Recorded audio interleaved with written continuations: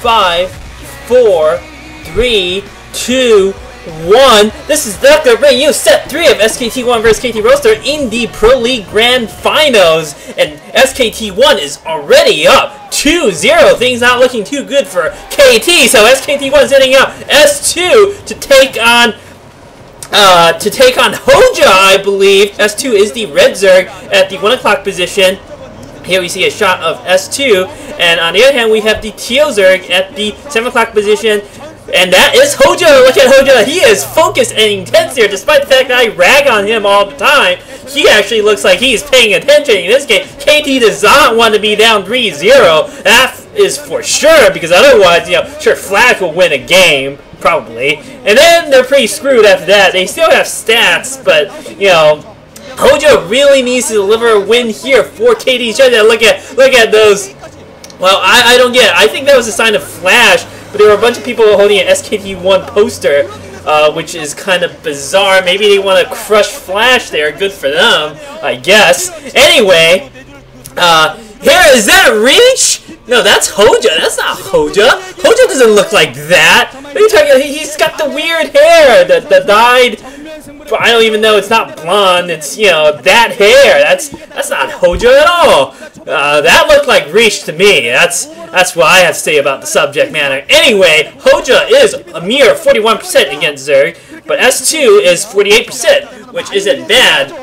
And you may have to give S2 a slight advantage here, just because of the statistics. And it looks like that's interesting. S2 has gone for an extractor first plus plus a spawning pool. I believe it was probably at the 12 count. It looks like a 12 hatchery going down here for Hoejja, but he's putting his hatchery at a hidden location. As quite interesting. Well, it's not that hidden. It's at the 9 o'clock, but surely S2 will be able to scout that out or sniff that out once he gets his Overlord into the main base. He's gonna know something is weird, something is wrong, most likely.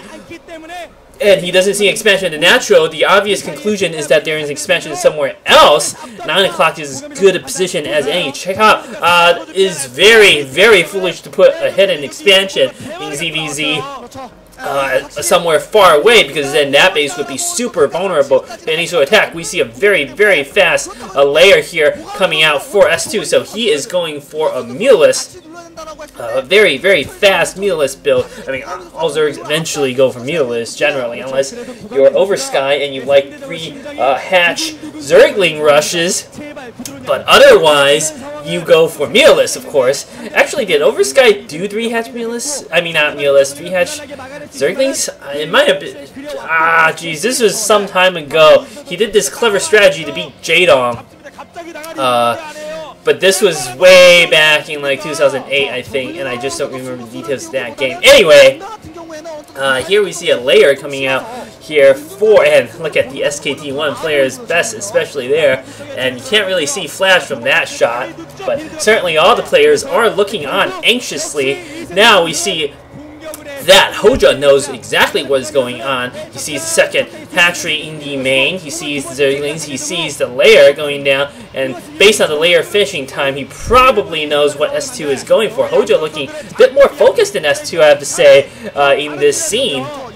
Good for him. Here's hoping that Hoejja can prove himself if he can win here at such high pressure, in such a high pressure situation. I have to say, then he will have certainly proven himself in my eyes, and I will not be so quick to dismiss him anymore. Looks like Hoejja might want to do a bit of a probing attack here at the front, but I don't think he's going to be able to accomplish too much. There are just too many Zerglings in a nice defensive arc there for S2. Not too much Hoejja can do. Furthermore, S2's got an Overlord there in the front to know exactly what's coming his way, how many Zerglings, so he can build units as appropriate. Look at this! Oh, disastrous attack, I have to say, by Hoejja. Not only did he make very little progress, he's lost. I would suspect quite a few of those Zerglings on the ground are his that got killed. And Hoejja just does not have enough forces to break through.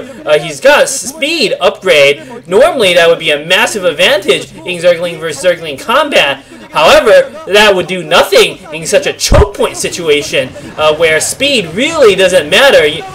Hoejja persisting with the attack, losing quite a few units. He's bringing reinforcement, he's trying to get it done, but he just is unable to do so. And look at that, I have to give this battle clearly in favor of S2 here. S2 with a great defense. He's also got a sunken in the back just in case. Just in case somehow Hoejja manages to break through. It looks like Hoejja actually has kind of broken through a little, forcing S2 back to his sunken colony, but I don't think S2 is going to mind this too much.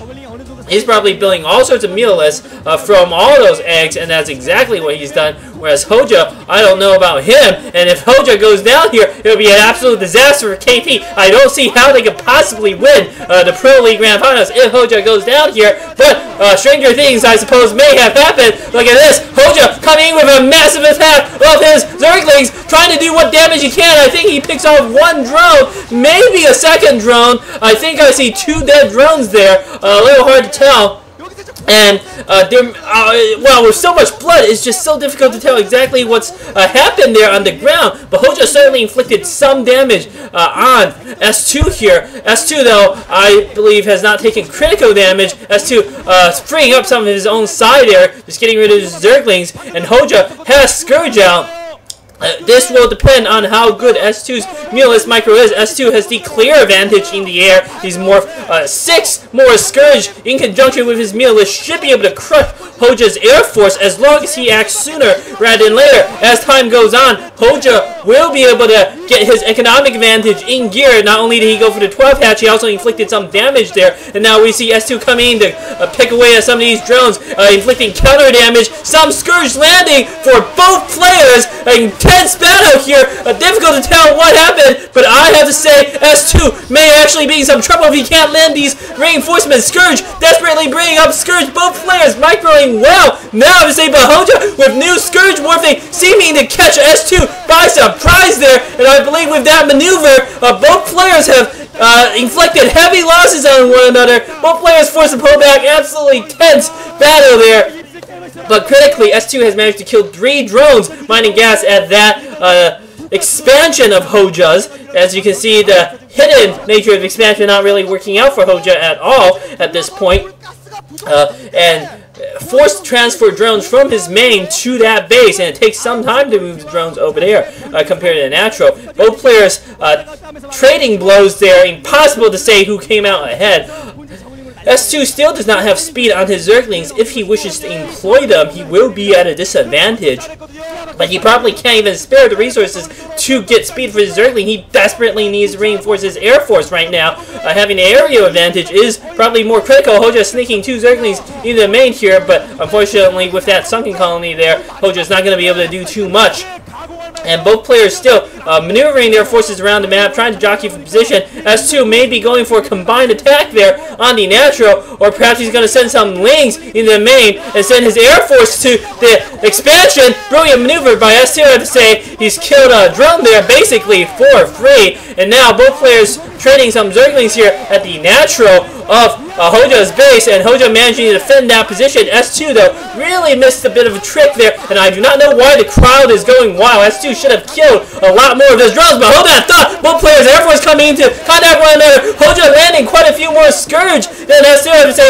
Neither player really paying attention there, but Hoejja's Scourge just landing better, and now Hoejja is forcing S2 back, and S2 is in desperate trouble, I have to say. So many Scourge landing, S2 gonna lose it. Hoejja redeeming himself! Hoejja redeeming himself completely! Well, I guess not redeeming himself. Proving himself is the more correct word here. Proving himself that he is capable, that he can perform under pressure. GG coming from S2. S2 cannot believe it. And I want to see a shot of Hoejja there and see how happy he is, because that was a huge win for KT, bringing them up 1 now. SKT1 still in the lead, but Hoejja actually looking quite calm. He is clearly happy, but not, you know, crazy with happiness here. Anyway, going on to set 4.